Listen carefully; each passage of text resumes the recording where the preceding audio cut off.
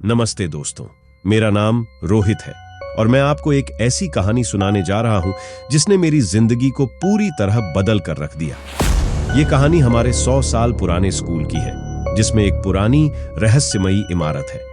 लोग कहते हैं कि वहां कुछ अजीब और डरावनी चीज है। एक रात मैं और मेरे दोस्त ने उस इमारत में कदम रखा और जो हमने देखा वो हमारी सोच से भी परे था। जानने के लिए देखिए हमारी कहानी, जहां हम डर और साहस की एक मजेदार यात्रा पर निकले। वीडियो को अंत तक देखें और इस रहस्य का हिस्सा बने।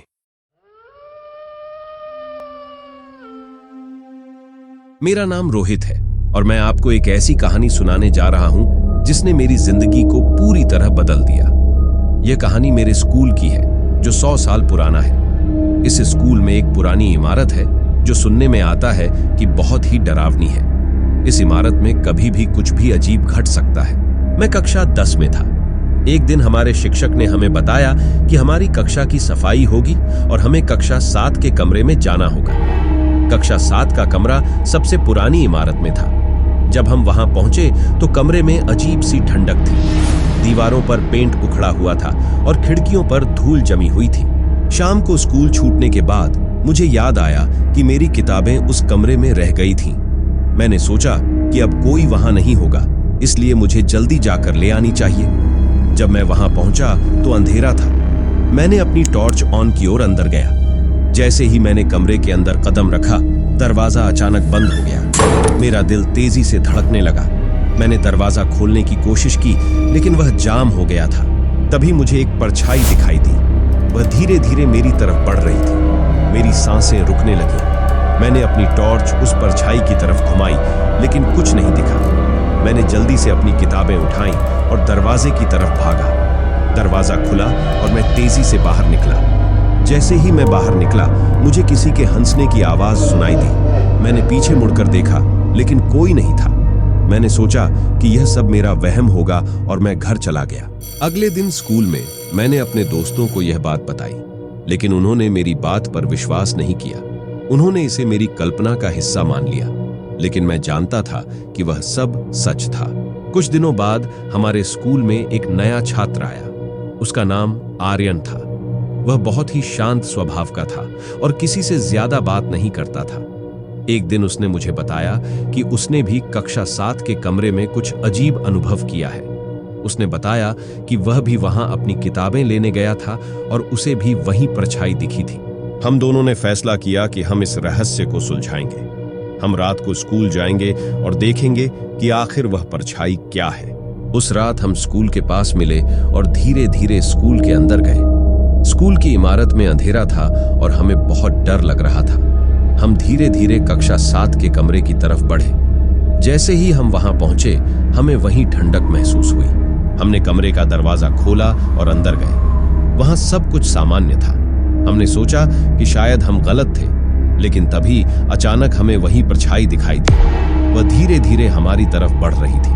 हमने डरते हुए अपनी टॉर्च उस पर घुमाई, लेकिन कुछ नहीं दिखा। हम दोनों ने मिलकर साहस जुटाया और उस परछाई की तरफ बढ़े। जैसे ही हम करीब पहुंचे, हमें एहसास हुआ कि वह एक आत्मा थी। वह आत्मा बहुत पुरानी थी और उसे शांति नहीं मिली थी। हमने सोचा कि हमें उसकी मदद करनी चाहिए। हमने कुछ प्राचीन मंत्रों और धार्मिक अनुष्ठानों का सहारा लिया और उसे शांति दिलाने की कोशिश की। कई घंटों की मेहनत के बाद वह आत्मा शांति से वहां से चली गई। हमें बहुत राहत मिली। अगले दिन हमने स्कूल के प्रधानाध्यापक को सब कुछ बताया। उन्होंने हमारी बातों पर विश्वास किया और उस कक्षा को बंद कर दिया गया। उसके बाद स्कूल में कोई भी घटना नहीं हुई। मैं और आर्यन अच्छे दोस्त बन गए और हमने यह तय किया कि हम कभी भी उस रात को नहीं भूलेंगे। यह अनुभव हमारे जीवन का सबसे डरावना और रहस्यमय अनुभव था, लेकिन हमने उसे साहस और धैर्य से पार किया। स्कूल का वह दिन हमारे लिए हमेशा यादगार रहेगा। हमारे स्कूल में परीक्षाएं खत्म हो चुकी थीं और छुट्टियां शुरू हो गई थीं, लेकिन मेरे मन में वह घटना अभी भी ताजा थी। छुट्टियों के दौरान मैं अक्सर उस घटना के बारे में सोचता रहता। एक दिन मैंने सोचा कि क्यों न मैं और आर्यन एक बार फिर से उस कमरे में जाएं और देखें कि क्या सच में कुछ रहस्य अभी भी बाकी है। मैंने आर्यन को फोन किया और उसे अपनी योजना के बारे में बताया। वह भी उत्साहित हो गया और हमने उसी रात फिर से स्कूल जाने का फैसला किया। रात का समय था और चारों तरफ सन्नाटा था। हम दोनों अपने अपने घरों से निकलकर स्कूल के पास मिले। हमें थोड़ी घबराहट हो रही थी, लेकिन हम दोनों ने साहस किया और स्कूल के अंदर चले गए। स्कूल की इमारत में अंधेरा और सन्नाटा था। हम धीरे धीरे चलते हुए कक्षा 7 के कमरे की तरफ बढ़े। जैसे ही हम वहां पहुंचे, हमें फिर से वही ठंडक महसूस हुई। हमने कमरे का दरवाजा खोला और अंदर गए। कमरे में वही पुरानी दुर्गंध थी। हमने अपनी टॉर्च ऑन की और चारों तरफ देखा, लेकिन कुछ असामान्य नहीं दिखा। तभी अचानक हमें एक जोर की आवाज सुनाई दी। हमने पीछे मुड़कर देखा, लेकिन कोई नहीं था। हम दोनों डर के मारे कांप रहे थे। मैंने आर्यन से कहा, शायद हमें यहाँ से वापस चलना चाहिए। लेकिन आर्यन ने कहा, नहीं, हमें यहाँ से भागना नहीं चाहिए, हमें सच का पता लगाना होगा। हम दोनों ने फिर से साहस जुटाया और कमरे में आगे बढ़े। तभी हमें एक पुरानी डायरी मिली। उस डायरी के पन्ने पीले पड़ चुके थे और उस पर धूल जमी हुई थी। हमने उसे खोला और पढ़ना शुरू किया। डायरी में लिखा था कि यह स्कूल एक समय पर एक अनाथालय हुआ करता था। वहां के बच्चे बहुत दुखी और परेशान रहते थे। उनकी देखभाल ठीक से नहीं की जाती थी और उन्हें बहुत यातनाएं सहनी पड़ती थीं। डायरी के अंत में लिखा था कि उन बच्चों की आत्माएं आज भी इस स्कूल में भटकती हैं और उन्हें शांति नहीं मिली है। हम दोनों ने वह पढ़कर सिहर उठे। हमें समझ में आया कि शायद वह परछाई उन्हीं बच्चों की आत्मा थी। हमने सोचा कि हमें उन्हें शांति दिलाने के लिए कुछ करना चाहिए। हमने पास के मंदिर से एक पुजारी को बुलाया और उन्हें सारी बात बताई। पुजारी ने हमारी बात सुनी और हमारे साथ स्कूल आए। उन्होंने कक्षा 7 के कमरे में धार्मिक अनुष्ठान किया और प्रार्थना की। उस अनुष्ठान के बाद हमें लगा कि एक भारी बोझ उतर गया है। हमें फिर से वही ठंडक महसूस हुई, लेकिन इस बार वह ठंडक सुखदायी थी। पुजारी ने कहा कि अब उन बच्चों की आत्माएं शांति में हैं और वे हमें परेशान नहीं करेंगी। उस घटना के बाद स्कूल में सब कुछ सामान्य हो गया। कक्षा 7 का कमरा भी फिर से खुल गया और वहां कोई डरावनी घटना नहीं हुई। मुझे और आर्यन को यह महसूस हुआ कि हमने कुछ अच्छा किया है और उन बच्चों की आत्माओं को शांति मिली है। हम दोनों ने यह तय किया कि हम कभी भी उस रात को नहीं भूलेंगे और हमेशा एक दूसरे का साथ देंगे। वह डरावनी घटना हमारे जीवन का एक महत्वपूर्ण हिस्सा बन गई और हमें यह सिखाई कि हमें कभी भी डर से भागना नहीं चाहिए, बल्कि उसका सामना करना चाहिए। यह कहानी हमारे जीवन की एक महत्वपूर्ण सीख है। स्कूल की उस डरावनी रात ने हमें यह सिखाया कि हम कितने भी डरावने हालात का सामना क्यों न कर रहे हों, हमें हमेशा साहस और धैर्य से काम लेना चाहिए। और सबसे महत्वपूर्ण बात, हमें हमेशा सच की तलाश करनी चाहिए और उसे स्वीकार करना चाहिए। कुछ साल बीत गए और हम दोनों स्कूल से कॉलेज में चले गए। हमारी दोस्ती और भी मजबूत हो गई थी। एक दिन जब हम कॉलेज से लौट रहे थे तो हमें पता चला कि हमारे पुराने स्कूल की इमारत को ध्वस्त करने का फैसला किया गया है। वह इमारत अब बहुत पुरानी हो चुकी थी और उसमें पढ़ाई करना सुरक्षित नहीं था। हम दोनों को यह सुनकर दुख हुआ। वह स्कूल हमारे जीवन का महत्वपूर्ण हिस्सा था और हमने वहां कई यादें बनाई थीं। हमने सोचा कि क्यों ना हम एक बार फिर से उस स्कूल में जाएं और अपनी पुरानी यादों को ताजा करें। हमने अगले दिन स्कूल जाने का फैसला किया। जब हम वहां पहुंचे तो हमें देखा कि इमारत को ध्वस्त करने का काम शुरू हो चुका था।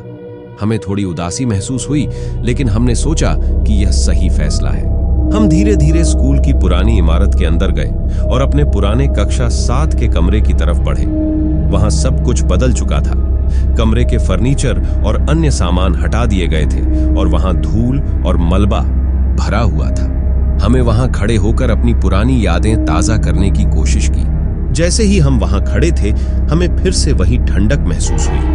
हमने एक दूसरे की तरफ देखा और समझ गए कि शायद वह आत्माएं अभी भी वहां हैं। हमने पुजारी को फिर से बुलाने का फैसला किया ताकि वह आखिरी बार उस स्थान को शांति दे सके।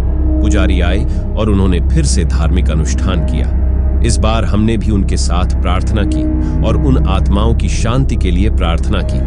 अनुष्ठान के बाद हमें फिर से वही सुखदायी ठंडक महसूस हुई। हमें लगा कि अब उन आत्माओं को सच्ची शांति मिल गई है और वे हमें कभी भी परेशान नहीं करेंगे। हमने स्कूल की इमारत को अलविदा कहा और अपने घर लौट आए। हमें यह महसूस हुआ कि हमने कुछ अच्छा किया है और उन आत्माओं को शांति दिलाई है। वह अनुभव हमारे जीवन का महत्वपूर्ण हिस्सा बन गया और हमें यह सिखाया कि हमें हमेशा सच की तलाश करनी चाहिए और दूसरों की मदद करनी चाहिए। समय बीतता गया और हम दोनों अपने अपने करियर में व्यस्त हो गए, लेकिन वह स्कूल की डरावनी घटना और हमारी दोस्ती की कहानी हमेशा हमारे दिल में बसी रही। जब भी हम मिलते, हम उस रात की घटना को याद करते और हंसते थे।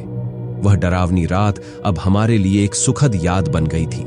एक दिन जब हम दोनों मिलकर अपने पुराने दिनों की बातें कर रहे थे, तो हमें पता चला कि हमारे पुराने स्कूल की जगह पर एक नया स्कूल बनने जा रहा है।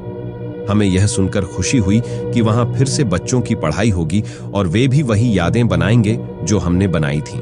हम दोनों ने यह तय किया कि हम नए स्कूल के उद्घाटन समारोह में जाएंगे और वहां के बच्चों को अपनी कहानी सुनाएंगे। हमने स्कूल प्रशासन से संपर्क किया और उन्हें अपनी कहानी बताई। उन्होंने हमारी बात सुनकर हमें समारोह में आमंत्रित किया। उद्घाटन के दिन हम दोनों स्कूल पहुंचे और वहां के बच्चों और उनके माता पिता से मिले। हमने उन्हें अपनी कहानी सुनाई और बताया कि कैसे हमने उस डरावनी घटना का सामना किया और उन आत्माओं को शांति दिलाई। बच्चों ने हमारी कहानी को बड़े ध्यान से सुना और हमें बहुत सारे सवाल पूछे। हमें यह महसूस हुआ कि हमने अपनी कहानी सुनाकर उन बच्चों को साहस और धैर्य का महत्व समझाया।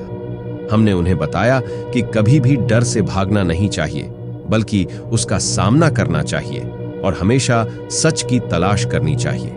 उद्घाटन समारोह के बाद हम दोनों ने नए स्कूल की इमारत का दौरा किया और अपनी पुरानी यादों को ताजा किया।